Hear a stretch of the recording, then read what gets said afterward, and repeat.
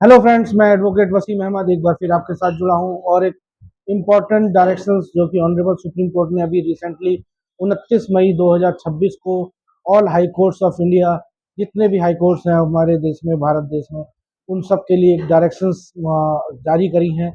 और वो डायरेक्शन ये हैं कि जो हाई कोर्ट्स जब किसी भी केस में फैसला सुनाने से पहले अपने फैसले को रिजर्व रख लेती हैं, तो उन फैसलों पे कई बार जो हाई कोर्ट्स हैं वो डेट पे डेट दिए जाती हैं, जो कि काफ़ी दिन उसमें खिंच जाते हैं और डिले होता चला जाता है। और इस डिले की वजह से जो पार्टीज होती हैं केस की, उनको कई इस तरीके की हानि झेलनी पड़ती है जिसका खामियाजा को भरपाई नहीं की जा सकती। जो हानि होगी वो भरपाई नहीं की जा सकती। अपूर्णीय क्षति माना है ऑनरेबल सुप्रीम कोर्ट ने ऐसे डिले को।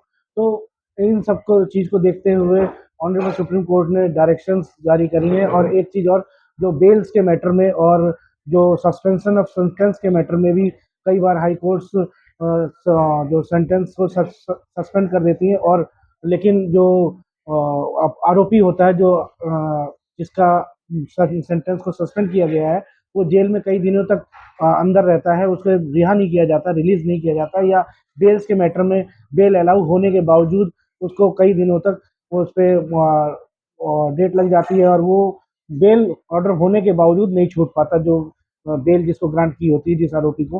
तो इन सब कंडीशंस को देखते हुए ऑनरेबल सुप्रीम कोर्ट ने all high courts of India को ये डायरेक्शन दी है कि जो अगर किसी केस में हाई कोर्ट ने कोई ऑर्डर रिजर्व रखा है, तो वो विद इन 3 मंथ्स उस ऑर्डर को प्रोनाउंस करना होगा। और काफ़ी सख्त लहजे में ये बताया है कि आगे डेट पे डेट नहीं दी जाएंगी।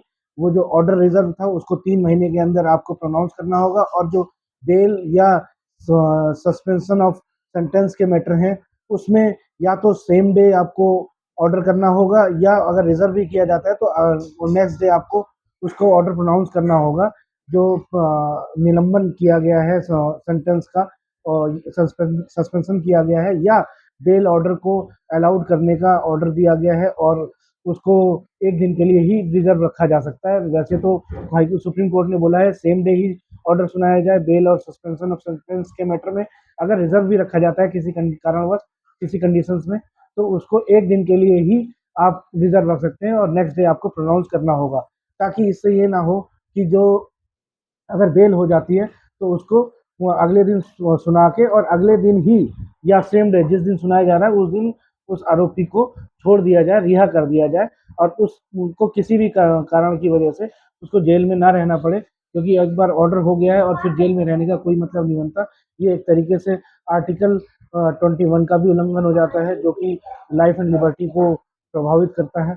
तो ये बहुत ही अच्छी डायरेक्शंस ऑनरेबल सुप्रीम कोर्ट ने जितने भी हाई कोर्ट्स हैं उनको दी हैं। और इससे मैं मानता हूँ कि काफ़ी हद तक जो लिटिगेशन पेंडिंग है हाई कोर्ट्स में, वो काफ़ी शॉर्टन हो जाएंगी, कम हो जाएंगी, और जल्दी से जल्दी न्याय मिलने का न्याय जल्दी से जल्दी न्याय लोगों तक पहुंचेगा। तो बहुत ही अच्छा कदम है ऑनरेबल सुप्रीम कोर्ट का, जिसमें ऑनरेबल हमारे सीजेआई हैं, उन्होंने एक पीठ में 2 जजों की पीठ थी, उसमें ऑनरेबल सीजेआई सूर्यकांत जी ने ये डायरेक्शंस दी हैं। और ये डायरेक्शंस अब 3 महीने के बाद जो रिजर्व रखे गए जाते थे ऑनरेबल हाई कोर्ट के द्वारा, किसी भी केस में ऑर्डर्स को रिजर्व रखा जाता था, अब नहीं रखा जाएगा। और बेल और सस्पेंशन ऑफ सेंटेंस के मैटर में जो लंबी खिंच जाती थी रेट्स, उसमें भी सेम डे सुनाया जाएगा और सेम डे ही उसके ऑर्डर इंटरनेट पे अपलोड किए जाएंगे। तो ये बहुत ही अच्छा जजमेंट पास किया है, जो डायरेक्शंस पास किए हैं ऑनरेबल सुप्रीम कोर्ट ने, जिसके लिए मैं और जो हमारे वकील साथी हैं और जो हमारे लिटिगेंट्स हैं, उनको काफ़ी हद तक इसमें एक सहूलियत भी हो जाएगी।